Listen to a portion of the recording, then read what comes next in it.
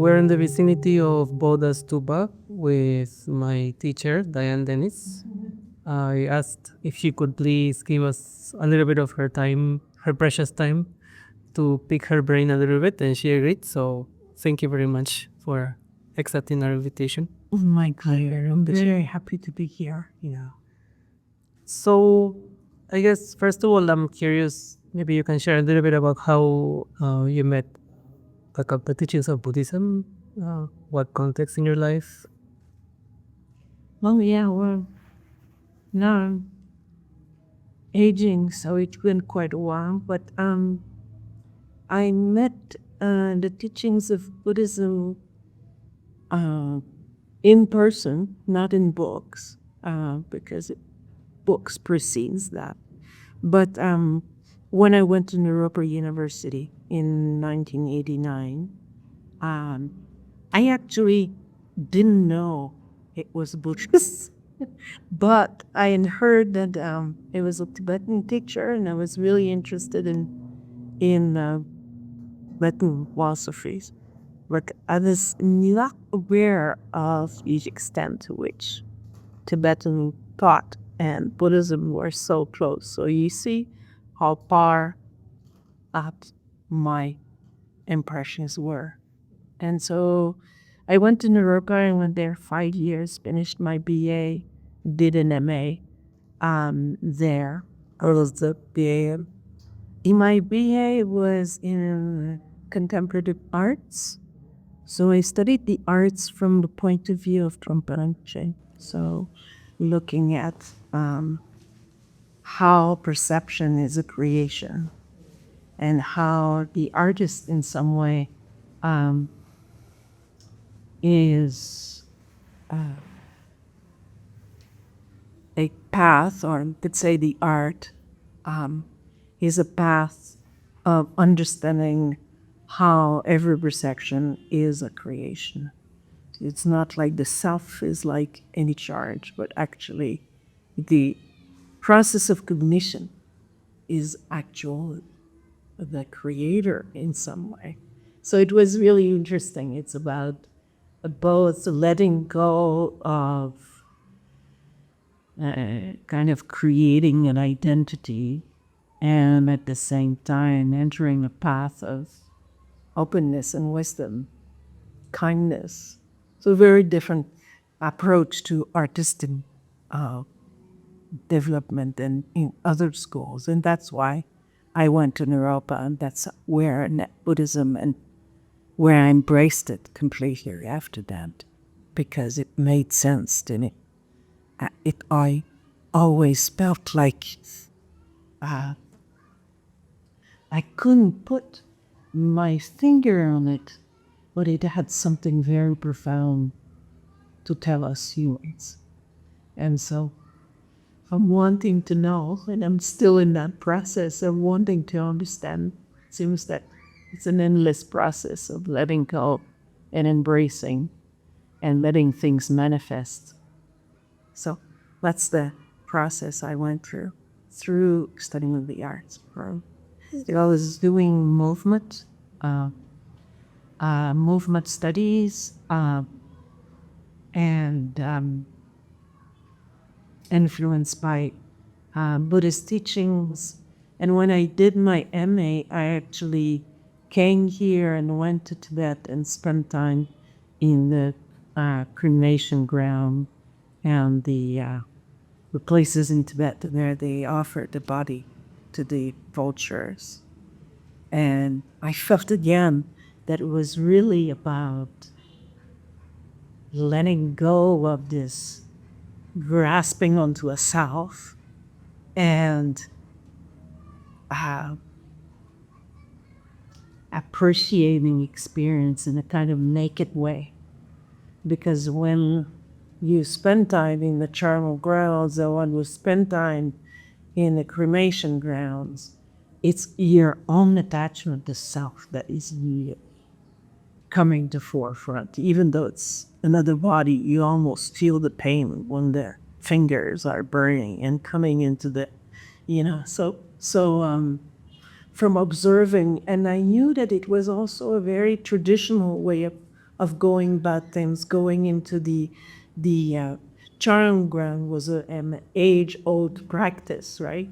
I hadn't seen that at first, but from studying it, kind of came to this. So it made sense in some way to follow this path, and I created work from the experiences of looking at bodies being chopped, being offered, being eaten, to being burnt, and in some way, it's not the gruesome part of this that comes out, the preciousness of life, and of the moment, and of the precious human body that comes through it to that.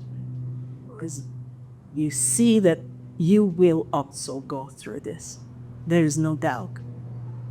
So we all know that, but somehow it's very difficult to actually face that reality unless you're put in that situation. So it's I felt it was a very important moment during my pulse.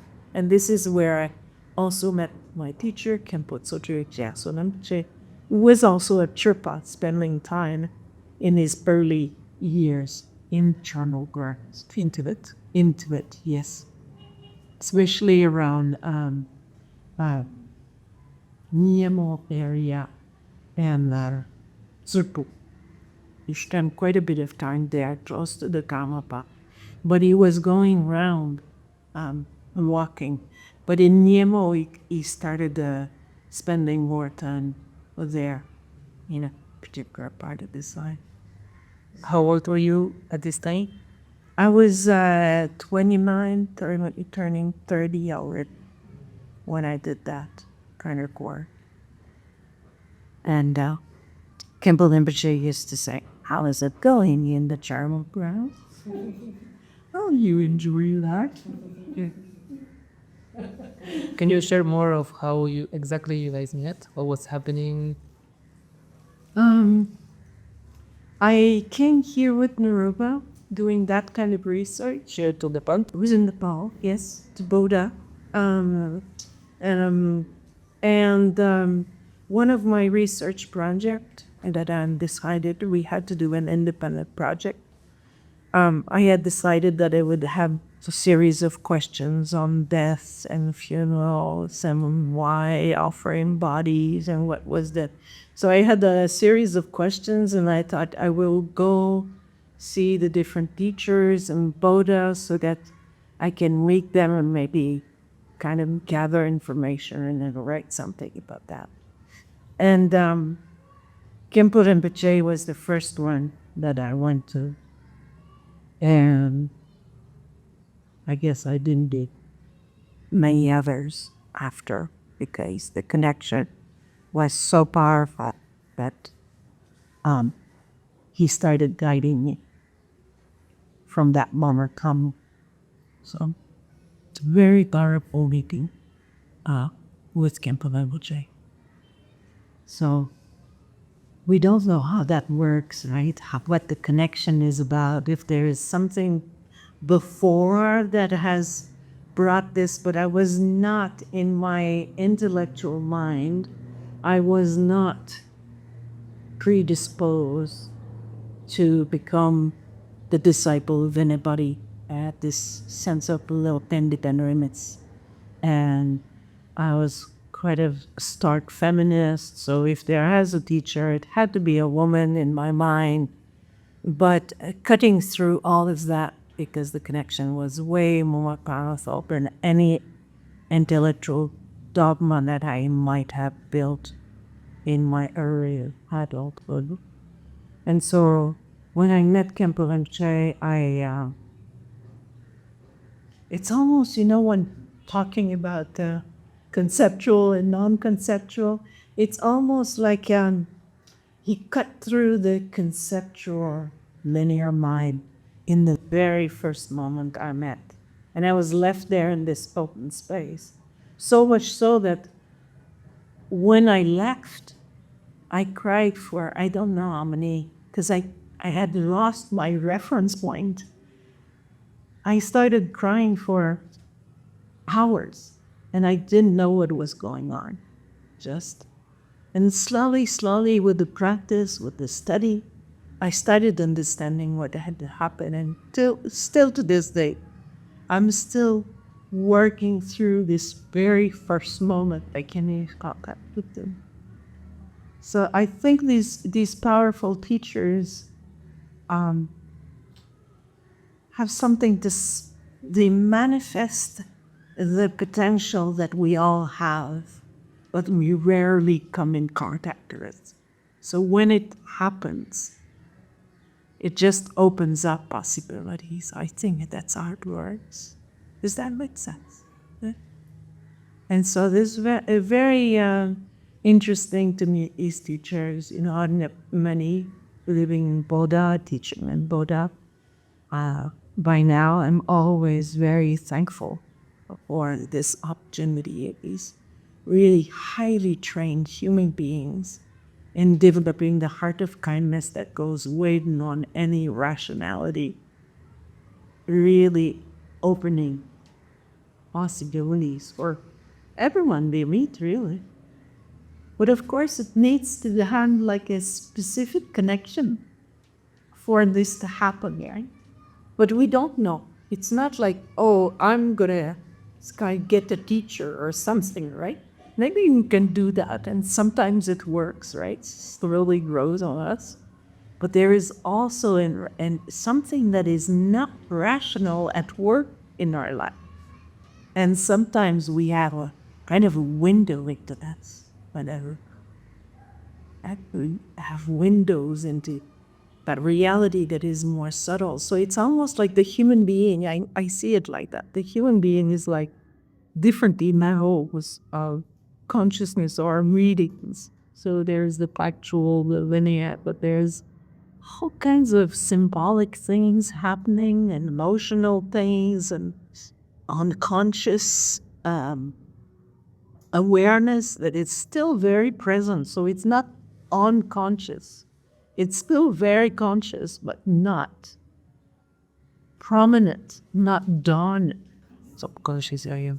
Yeah, subconscious, right? Yeah, maybe that would be the word.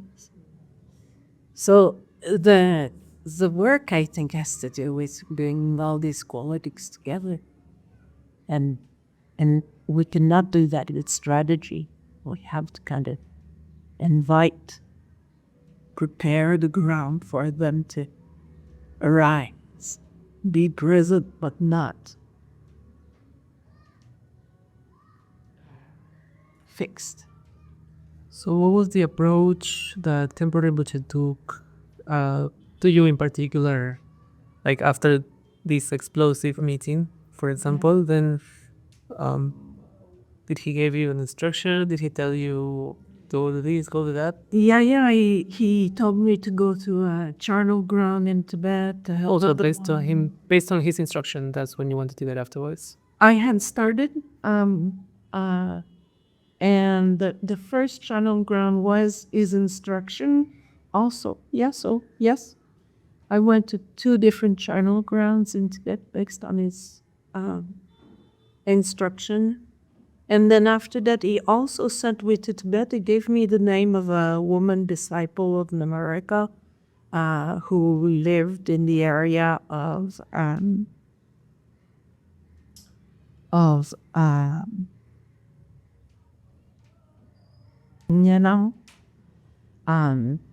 was a place where Naropa was hanging out, and there was a woman disciple who spent her time in a cave.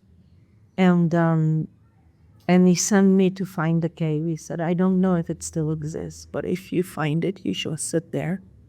And that will be a good connection. And he also said something like, women need to teach women. So you should go there. Women need to start a strong lineage of meditators.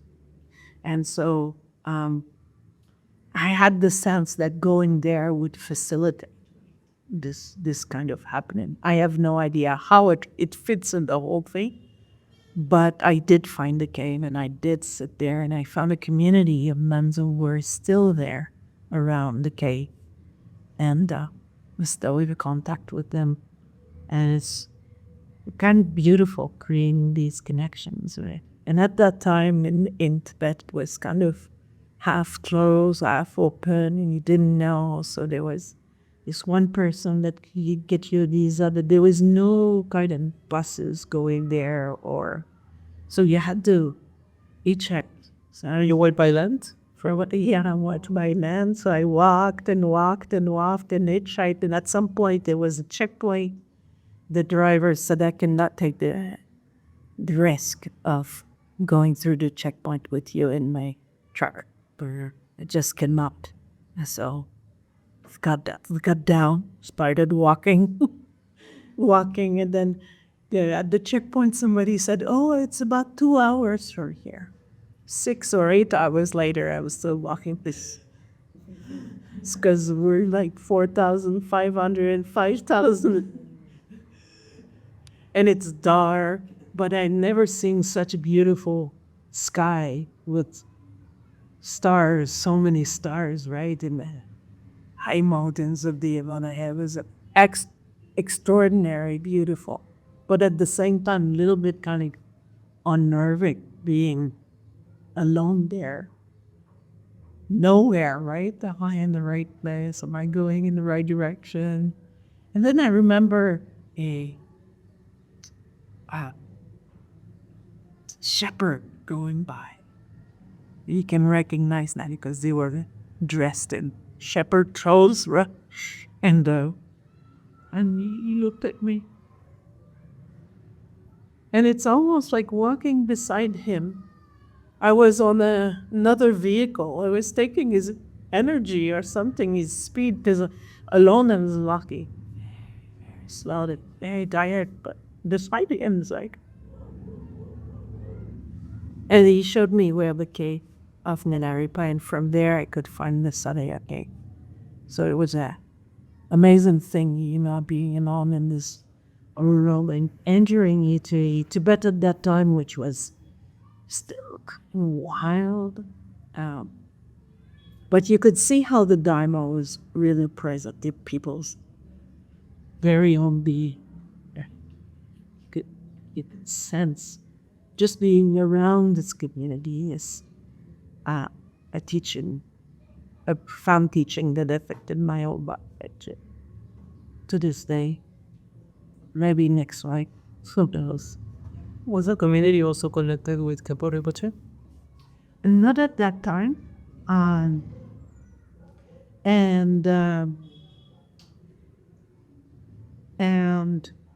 throughout the course of history, many of the Kalyupa-related monasteries became Virupa over the years. So I finally learned quite a while after that they were Virupa. So even though Rinpoche encouraged me to build a 3-year retreat there, it didn't work because of the Virupa. They don't do 3-year retreat. They do individual retreats. So it's a different system. And so I had to adjust. And so there is a connection with Khenpo Rinpoche through me, but he is not the abbot at the place. He's the abbot of other homilies. And so that's how it worked. So you were doing Chöd at the cremation grounds? Sorry? I was learning to do Chöd. I was still a little bit too shy to be outward with the bell and the I was a little shy, so I was more that I didn't do the alphabet there. Same thing at the Pashupatinath also. I was spending hours through simply there, hopping back to Gordop to see going there. And I couldn't be conducted because also because Western dressing was attractive, and all this attraction was distracting me from practice. And so I was acting more like a tourist, practicing it, visualizing, and so on. So yeah, I always felt a little funny. Maybe now it would be different, but at that time it was too much to manifest in that way. It's too much for me. But I think in India originally the practice of Chöd was more meditational, right? I think the German Damaru was developed in Tibet. So this. Yeah, could very well be too. Yeah. Wouldn't be surprised. So then, after your stay in Tibet with the nuns, Yes. and what happened afterwards? What happened afterwards with Khenpo Rinpoche as instruction? Your practice. Yeah, with Khenpo Rinpoche, he gave me, like, one of the first things that he gave me to do while all this was happening was to read, for example, the life of Milarepa 12 times and another 12 times and another 12 times. So the songs also? Yeah, the whole 100,000 songs. And then after that, he would say, okay, you should read the 37 practices of a Bodhisattva at least 100 times, then 1,000 times. Really kind of like seeping me into the things. And I had to work out also all my resistance. For example, in the 30 silent practices of a Bodhisattva, there is a stanza that says, women are gossiping, and there was things that were very much against my sensitivity of a Western woman. So I had to work out these things, but because I had this instruction, I could transform this. So a lot of the cross-cultural pollination that is happening, we have to work as pioneers in some way, and we have to work out the kinks, what is cultural and what is really beneficial in terms of spiritual practice. And so I think his instruction was to help you move through these blockage, and in some way seeing through cultural biases, my own and the Tibetans in these texts, because they're written here, 4th century, 12th century, the 14th century. There is definitely cultural biases. So what do we do with this? And I think Khenpo Rinpoche was really skillful, because I saw him do that with many other students, in some way asking them to find a way to work with these so that whatever students that comes after that doesn't have to, right? Do not have to work out these kinks. So we are kind of like the passers, so that it makes sense. It remains relevant for our time. It doesn't fall into. So the biases are not there to block us, I think. They're there for us to do a translation. What does that mean in art? No. And translation is very much about that, right? Literal textual translation, or the translation of the way the teachings are experienced outside of the cultural context?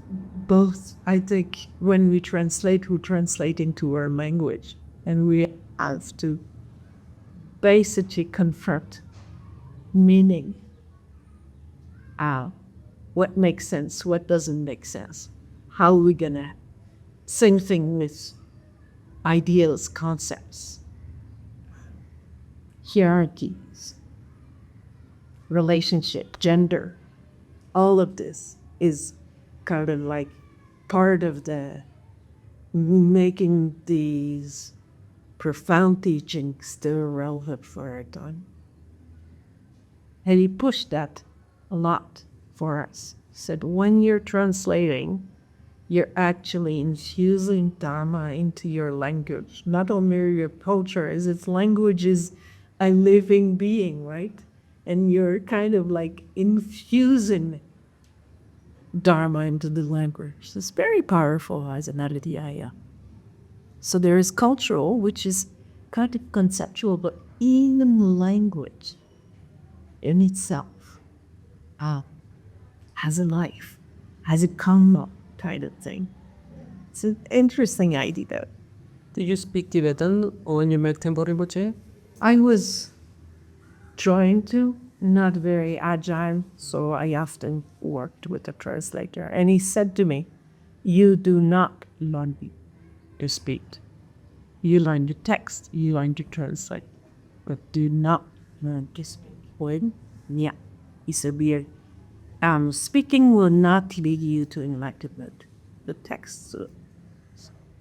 So perhaps I was too kind of like distracted by relations and getting into different relations, and he kind of like in some way created a retreat space for me to engage with the Dharma rather than the culture. Perhaps it was very specific to my character who likes and even contacts people. So it's kind of like, and only in 2000,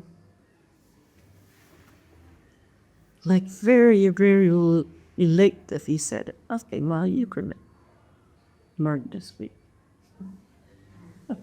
So that's an interesting thing, right? To not kind of think that the student should have necessarily the cultural skill, Tibetan cultural skill, understanding the culture, but really, really focusing on the Dharma. In particular, he was called, for example, his husband called the emptiness Islam. So understanding Yogacara, Madhyamaka, Shantam, Langtam, Angtam, Shantam. He talked a lot about that. And so, yeah, he said, this is what will liberate me. It's not talking with people. And did he specify any texts that should be studied? Yeah. You know, the 5 stages of meditation on emptiness, the stages of meditation on emptiness. So we went through it all. All of them. Mula Madhyamaka Karika, the Maitreya text. And specifically, I ended up translating and also studying for my PhD, the Dharmadharmatāvibhāga on Chöd, Chinin, and Bhaglipa, distinguishing phenomena from their nature. Can you tell us a little bit about this text? What is this text? These texts are kind of fundamental texts, but if I take the Chinin Abje as a Maitreya text, and it basically provides very practical steps to recognize the influence of the process of cognition on experience, on conditioned experience. So samsara is basically a fabrication, depending on how you interpret reality. And the way we interpret reality depends as much on having human eyes instead of fish eyes, for example, to all kinds of other the language that we speak, the environment we're in, and our individual karmic baggage. And so once you understand that every experience that you have on a surface level is influenced by your own process of cognition, there is less emphasis to debate whether things exist or not. The kind of mind turns towards itself and starts working with the process of cognition. And it's a very wonderful text in that way, that it's very practical. And telling, I guess it's audience that, and you heard that, right? Because if I say that in Chasayat, so some of these things you've heard before, but basically if one relies on the separation between the object and the subject, what is seen and the seer, that always creates tension. And that always creates suffering. Subtle or large, but it's always tormenting in some way. Once you start seeing that this is a fabrication, then you can rely on something that is unfathomable, because you don't have the same ground, you don't rely on the same ground. And this is what creates the transformation into enlightenment, when you don't rely on duality or on the separation, but actually understanding how things are. So that's basically the way the text is set up.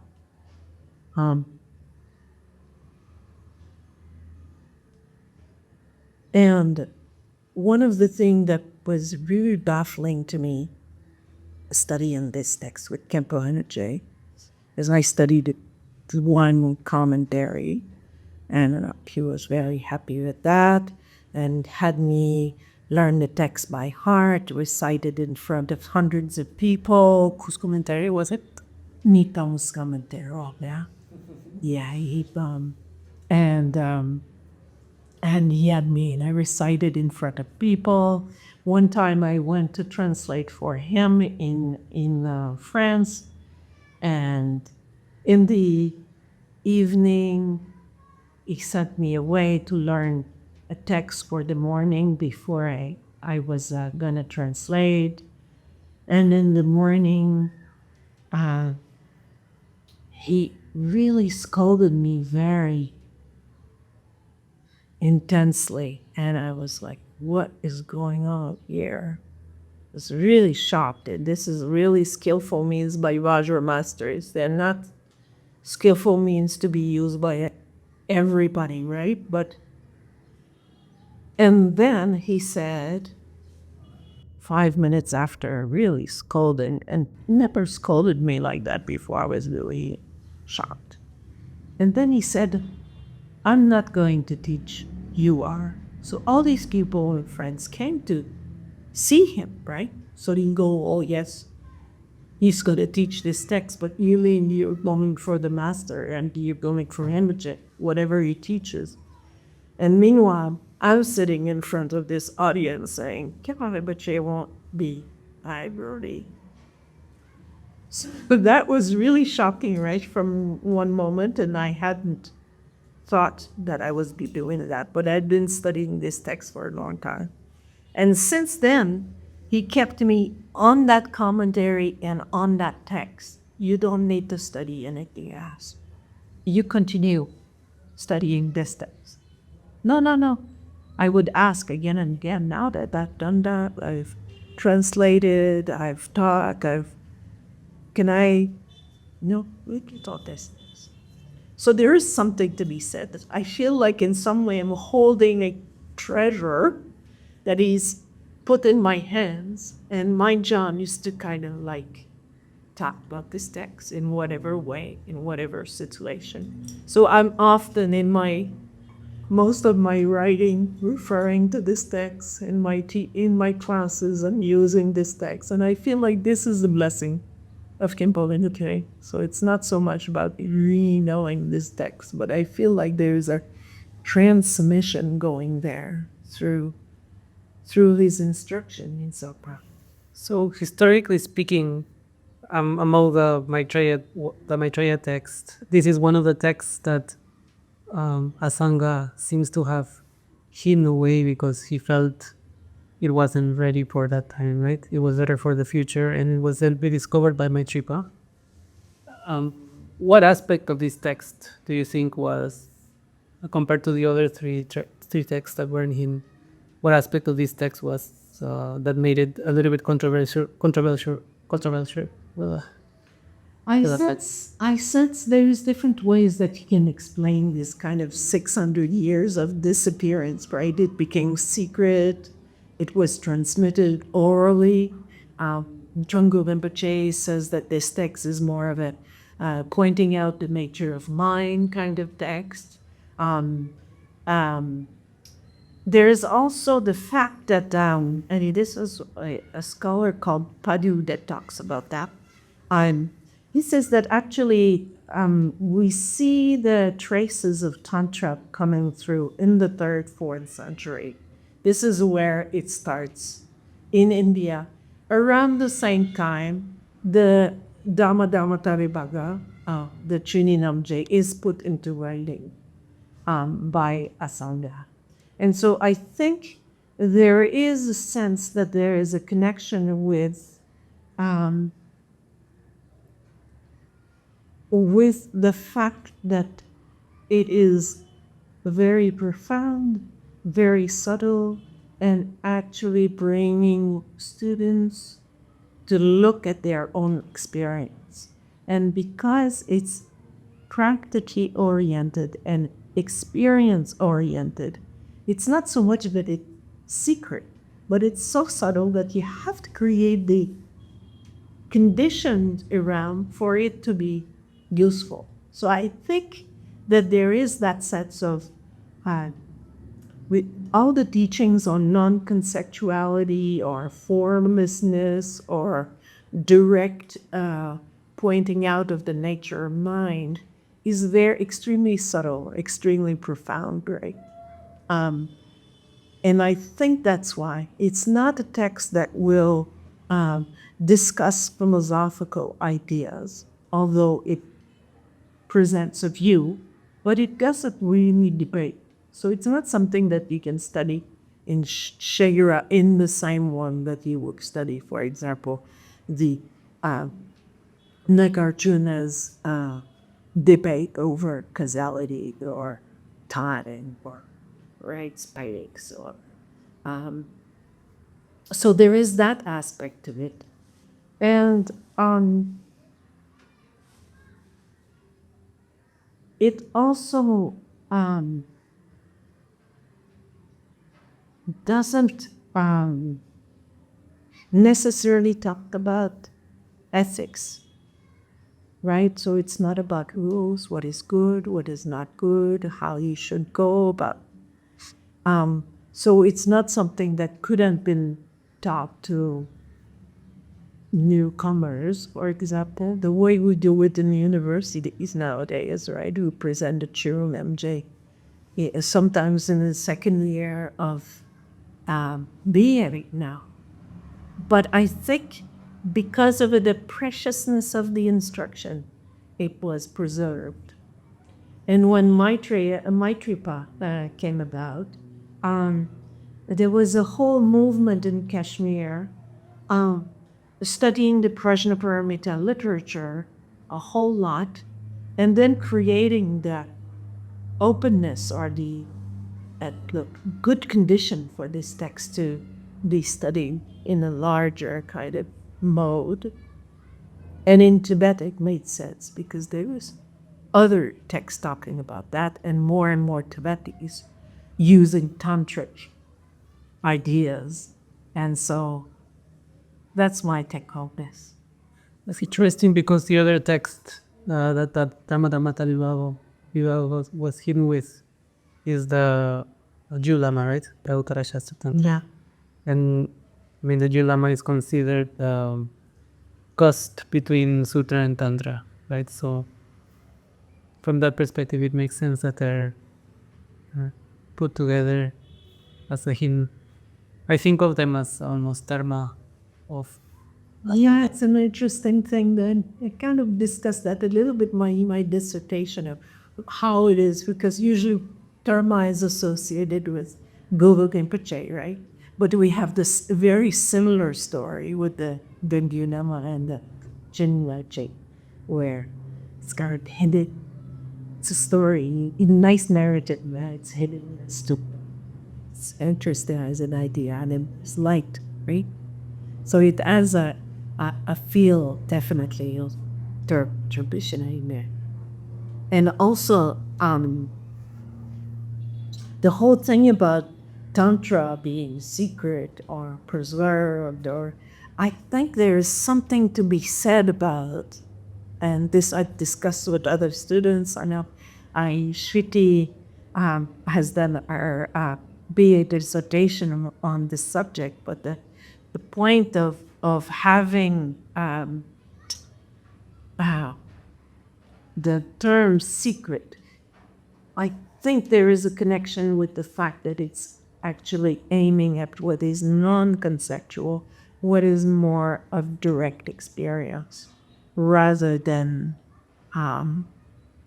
be in a progressive kind of teachings where you go from one step to the other.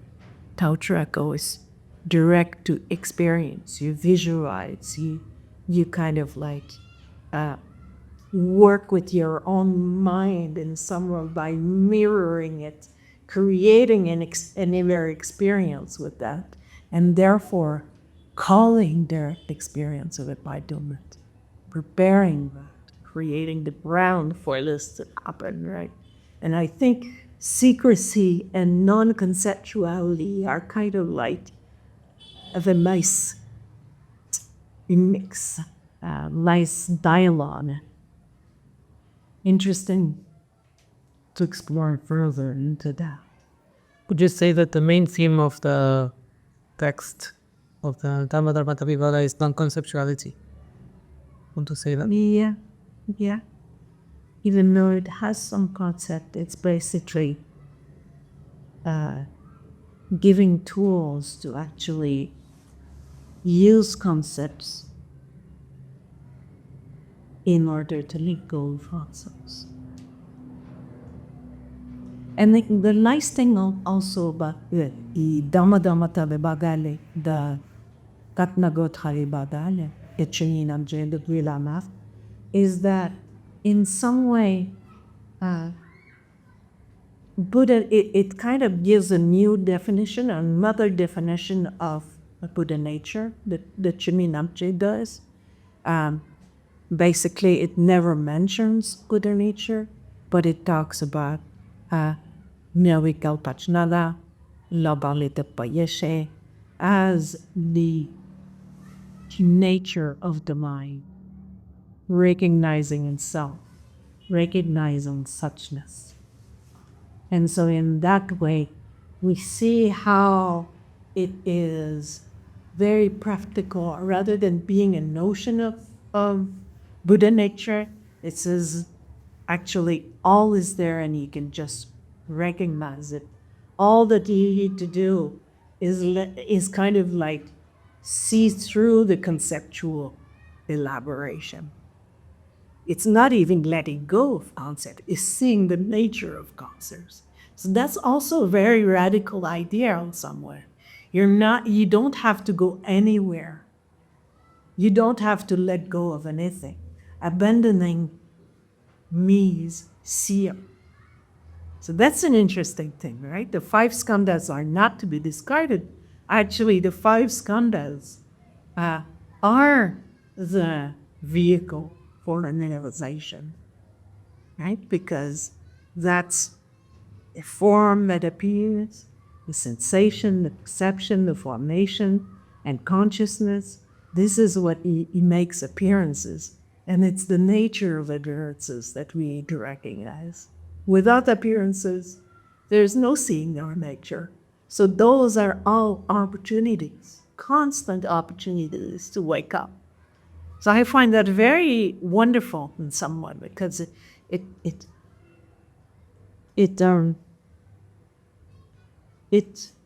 puts the responsibility in our hands.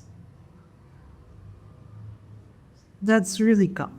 Does that then mean that this term Namparbitopa, non-conceptuality, even though that's the term we use, the meaning, the actual meaning experientially is more like seeing through the concepts, not that there is no concepts, but that you're recognizing that the concept as a concept, something like that? How would you, experientially speaking, not so much like ontologically or philosophically?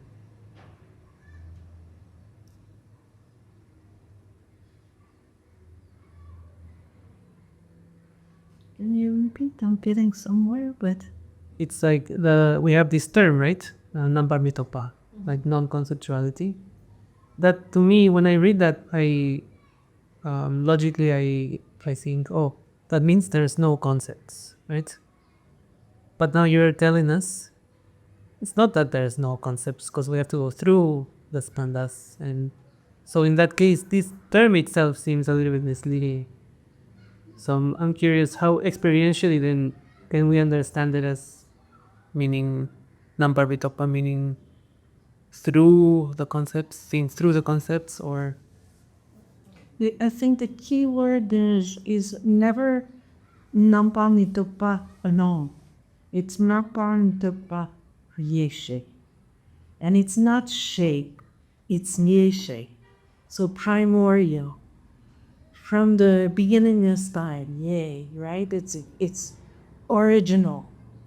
It's underlying every single manifestation of the world, right? It's Yeshe, meaning that a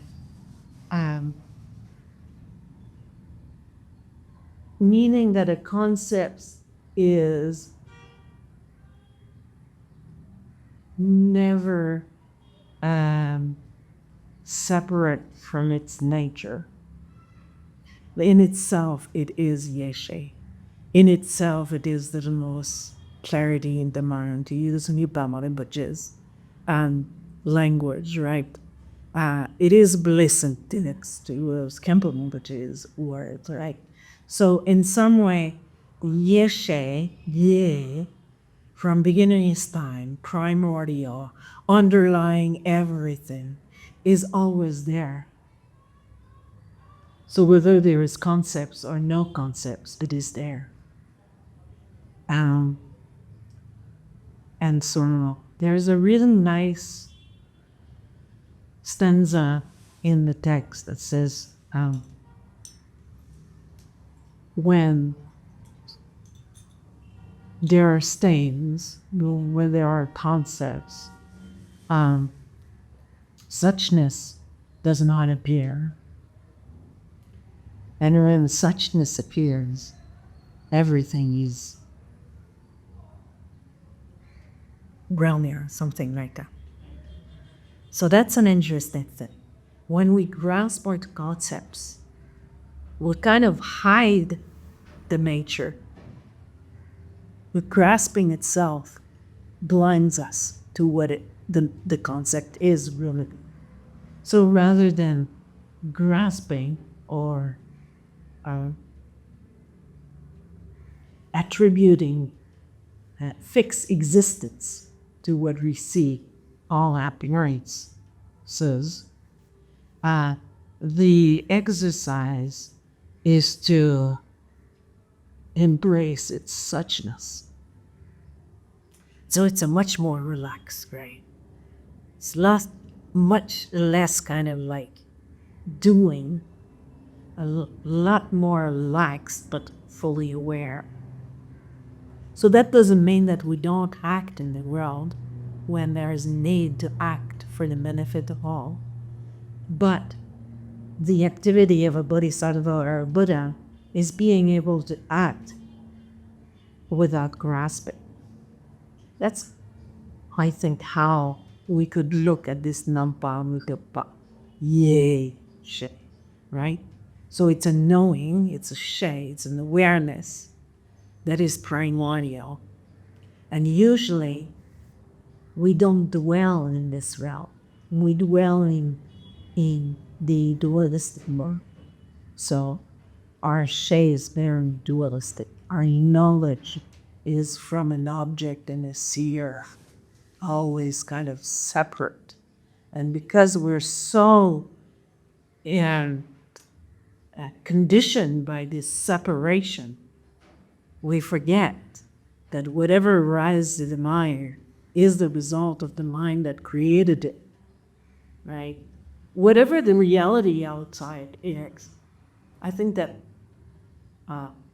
many texts say that, but the Jenny Naungje says it in a way very concise, precise. It's only 57 stanzas long, right? spiritually, you can learn it by heart and go. And then you go into the world with that, with those glasses, or we could say with that uh, reading grid view, philosophical posture, and then see what happens.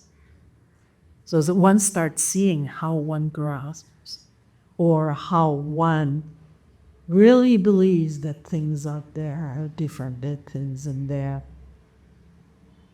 And then that starts kind of countering, because we have to take in consideration that without the process of perception, there would be no perception.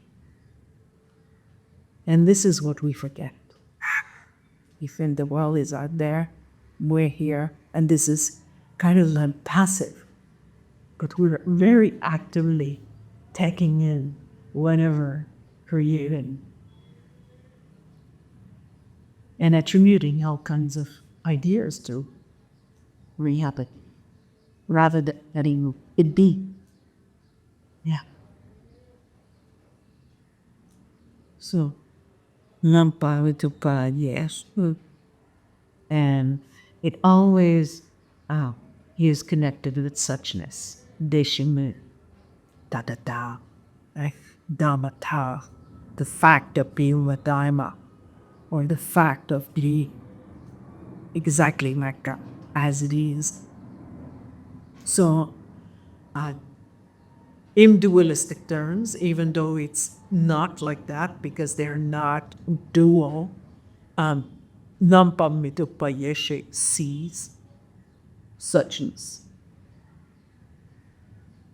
I was going to ask, as suchness, if it, can we understand it as the objective aspect, but then the question doesn't compute in this context, right? If it's Yeshe as used. Exactly, and that's why it's interesting in this text, because it uses a dualistic framework. And then that's interesting because if you think there's suchness out there, and you think that the Nampa Mitupa Yeshe is in here, then you reproduce the samsaric separation. But it is non-dual. So you have to kind of figure out that whatever reality is, it is in itself. Yeshe.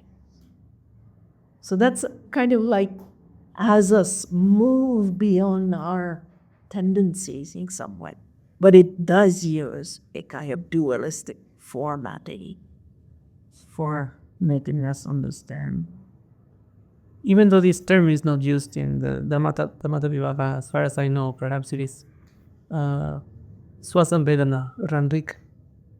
Can we, that's Ranrik as an idea to, as a pointer to this notion of non-duality, would you agree with that? Yeah, it's different vocabulary, but definitely it points to similar. Is Ranrik considered to be a Yogacara term? I know the Brahmana people used it, but Yes, it is. Dreyfus talks about it in his great book on nihilism, realizing reality in Pamana, and what comes to the point where talks about there being Yogacara before. So that's an interesting thing. But yeah, we have to kind of be careful when we use vocabulary, but also be able to translate for ourselves, right? So Henrik, definitely. In the DhDhV, the way it says is that the way it works with that is by putting attention on the external object with a philosophical posture, acknowledge the process of dissection, and then turn that on towards the apparent subject. So we see the Henrik happening there, right? Being self-aware, aware of itself, and in some way falls, right? So there is nothing to be aware of.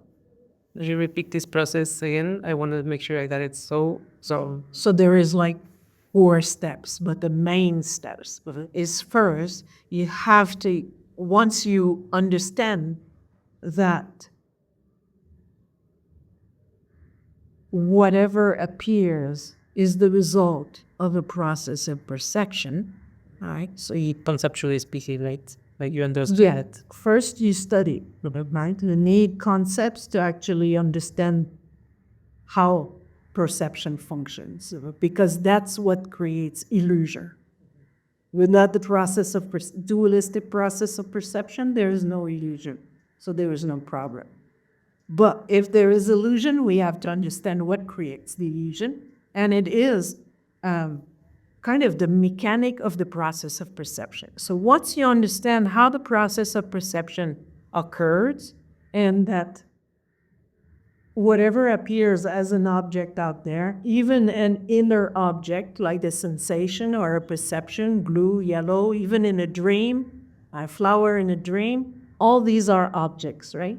So once you understand that this is the result of the process of perception, then the grasping onto an object really existing out there just falls away.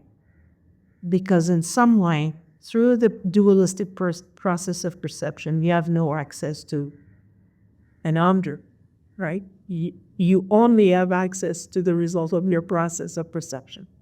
Whether you use a special machine to look at microbes or whatever, right? It's still a process of perception, still with the conditioning of being human or whatever. So once the object is released from a grasping that labels it as existent in any kind of way, then the same process is turned towards what is left. If there is no object out there, what object is there left? The person that perceived, the subject that perceived, the process of perception that perceives. So the same view, the same posture is turned towards the subject. And whatever is perceived is the result of a process of perception. So it's turned onto itself. So that's why I'm talking about Rangrik. It's awareness looking at its own face. And then naturally,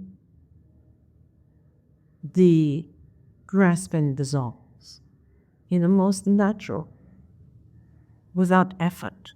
It's not an effort to understand. It just falls away, and then you can rest into non-dwelling. Just simply, no big deal. The complexity always comes from elaboration. The suchness is without any complexity. So that's an interesting thing, right? You think that you have to make so much effort to get there, but actually the real work has to do with understanding, yes, somehow. The real work comes in a relaxation mode, letting go of grasping, letting go of elaborating. Is it correct? Is that not correct? And then that's like, wow. It's a beautiful, beautiful instruction that you find in this text. Really quite to the point that it works. Really works. Go through the step of understanding, then apply his edge. I think that's why it's so precious, this text. Because it's very efficient.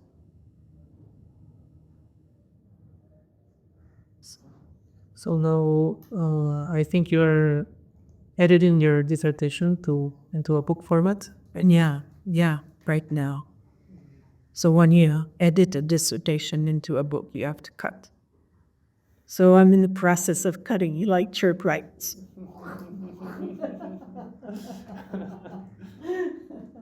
So I know in Julia Stenzel, one of the other core faculty at RYI, she often gives the instruction of cutting the little dialings, the things that you think are so wonderful, but they just don't fit.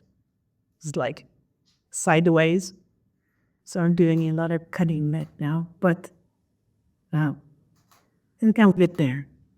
When do you expect to publish? So I'm hoping that the first draft, not the first, but the latest draft will be ready by April, and maybe it might be ready by September, October, something like that. You'll have it for sale through Vajra Books, yeah. I'm aiming to have it published by Vajra Books, and they're very interested in, because also we're at RYI here as a Boda, there's great publishing house working with academic work, so they have Vajra Books as a general publication, but it's a house, but they have a section specifically for academic works, and that it's peer-reviewed, really well done. They do good work. So I think it's nice that RYI could have easy access to these books, because it's printed here, and because we study these texts here. So, but it will be also available in other countries, because there are connections in other countries like Europe and North America, and possibly South America too. Yeah, once it's ready, maybe we'll add the link to the description of this video. Yeah. That would be great. Yeah. So, yeah. So now, in a way, we also understand that Khenpo Rinpoche passed into Nirvana like a year ago or so. In August. Yeah. So how, just from your own experience, how does this impact your practice now after having studied with him, having received all these instructions from him?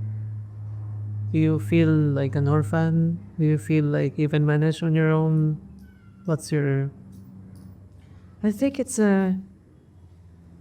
kind of made his teachings even more relevant. It's almost like he manifests what he taught. This idea of appearance, emptiness, inseparable. Now I really know what that means, right? Because he had such an impact and was so profoundly present and powerful. And now he is, but no form, formless, but still having such an impact, because I haven't finished to digest everything that he's given me. So this idea of appearance, emptiness, inseparable, this teaching, I feel like his passage is a real profound, even more driving to the point in a very how do you say that?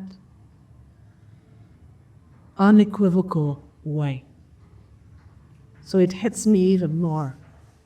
It almost wakes me even more. Calls, right?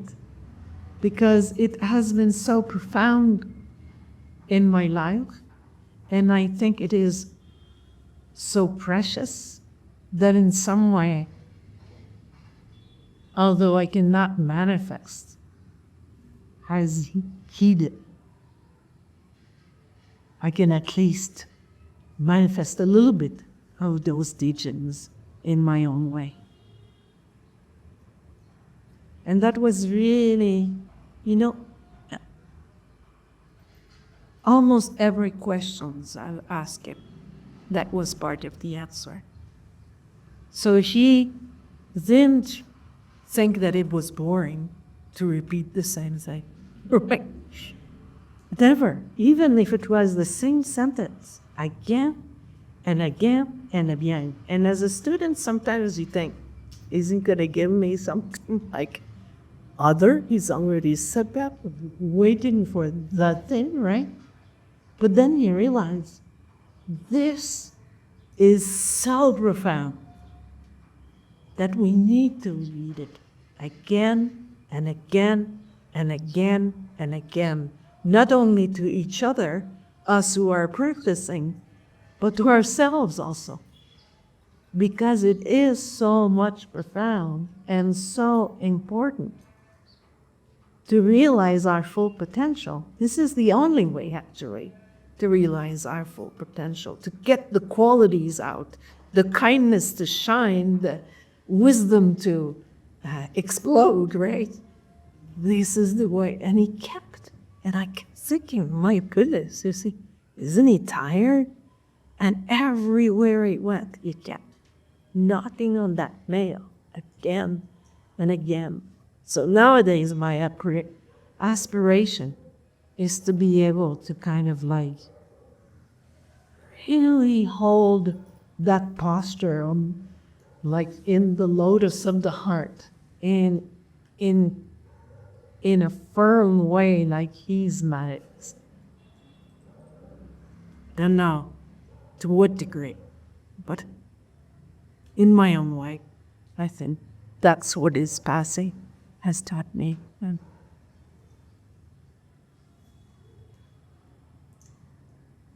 brilliant.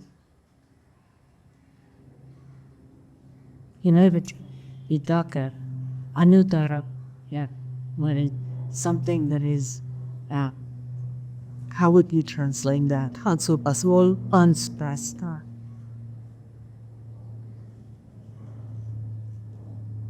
This simple phrase is unsurpassable. It's the jewel amongst all jewels. And you know, he could have entertained me or entertained his students with all kinds of things. And he had many cities in my view. I saw him manifest or even appear in dreams and give instruction. But that's the gift, the unsurpassable gift that he left us. And now his passing is another expression of that.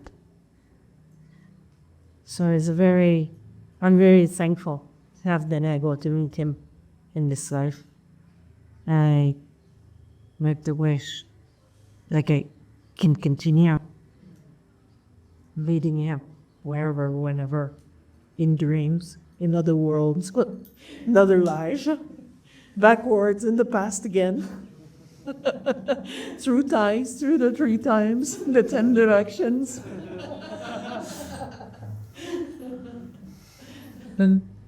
Yeah. Thank you so much. And any last remarks? Anything else you want to share?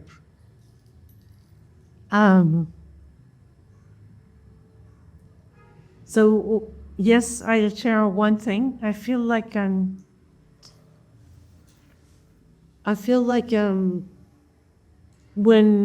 Khenpo Rinpoche taught me or decided to instruct me in this way, that it wasn't really for me, but it's thinking of you, because he was thinking of the transmission, and transmission doesn't stop with the self somewhere, right? Ooh, I'm so special. Actually, this gift is to be shared, and I think that if I'm here today, it's really because he was sending you blessings, his blessings. And think of that with a sangha also, right? Writing down. I wasn't thinking, oh, this is great, this is for my student, yeah. But still, how many years now? 1,000 years, whatever. And it's still being transcended, right? Through time. He wasn't thinking of elite thinking, vast, expensive thought, thinking of the ones who are coming. And so, may the blessing of Rinpoche keep going on and continue the waking up of our masses. Thank you. Thank you. It's very beautiful. Thank you. Mom, very inspired.